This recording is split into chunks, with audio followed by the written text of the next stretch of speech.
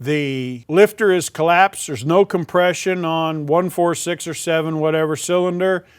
They've already heard from their neighbor or somebody else this is a pretty widespread problem, and they know it's going to be quite expensive, and they're out of warranty. Remember, under warranty, they'll replace the lifter for warranty.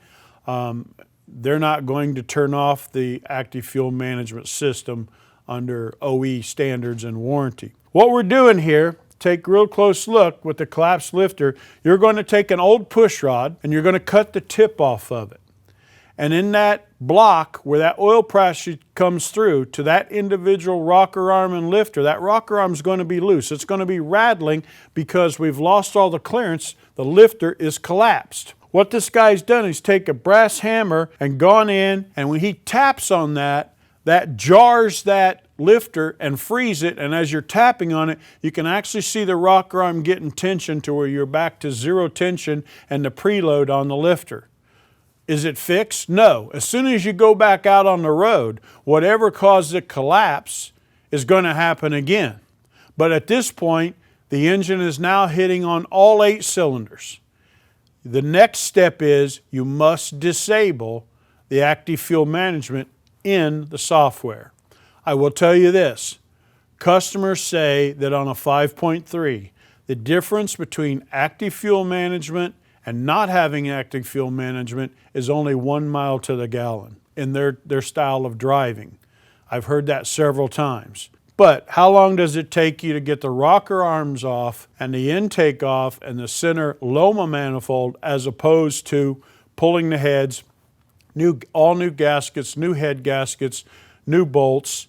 This can be done in a short period of time, whatever time it takes you to get the intake manifold and rocker covers off. Some will use compressed air. I've found that the push rod method, going down in the hole and tapping on it, it will jar the lifter back open. The clearance will be absorbed, but you have to turn it off. How do you turn it off? You can turn it off with software from a company such as TunerCat, HP Tuners. This is their new Bluetooth dongle that goes to the DCL, and you'll pull up software and it's just that easy. DOD, you go yes or no, enable or disable. Of course, now you are actually changing the software in the computer. The other way, this is from a company called Range Technologies. Range Technology, this plugs into your DCL and it stays there.